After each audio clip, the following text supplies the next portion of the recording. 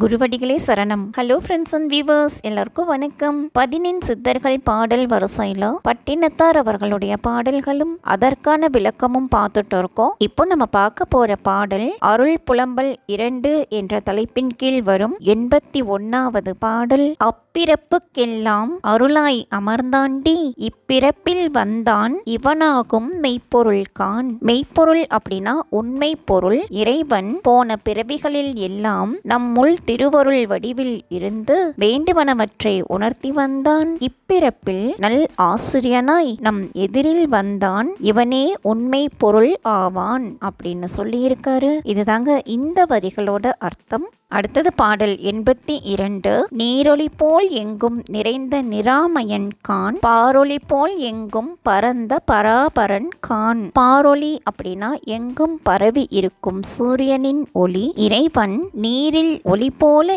எங்கும் நீக்கம் அற நிறைந்திருக்கும் நோய் அற்றவன். உலகில் எங்கும் பரவியிருக்கும் சூரியன் ஒளி போல் எங்கும் பறந்திருப்பவன் அப்படின்னு சொல்லியிருக்காரு. இதுதாங்க இந்த வரிகளோட அர்த்தம். அடுத்தது பாடல் 83. நூலால் உணர்வறிய நுண்மையினும் நுண்மையன் கான், பாலாறு சர்க்கரை போல் பரந்த பரிபூரணன் கான். நூலால் உணர்வறிய அப்படின்னா புத்தக அறிவால் உணர்வதற்கு அறிய. நுண்மையன் அப்படின்னா நுட்பமானவன். இறைவன் நூல் அறிவால் உணர்வதற்கு அறிய நுட்பமானவன். பாலில் கலந்த சர்க்கரையை போல் அன்பர்களுக்கு எப்போதும் இனித்திருப்பவன் அப்படின்னு சொல்லியிருக்க.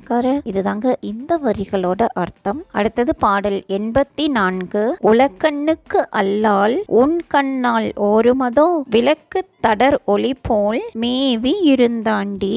உன் கண் அப்படின்னா புறக்கண், மேவி அப்படின்னா பொருந்தி. இறைவன் அன்பர்களின் உள்ளமான அகலில் ஏற்றப்பட்டிருக்கும் ஒளி போல் பொருந்தியிருப்பவன். அவ்வாறு இருப்பினும் அன்பர்களின் மன கண்ணுக்கு தெரிவதல்லாமல் புறக்கண்ணுக்கு தெரிவதில்லை அப்படின்னு சொல்லியிருக்காரு. இதுதாங்க இந்த வரிகளோட அர்த்தம்.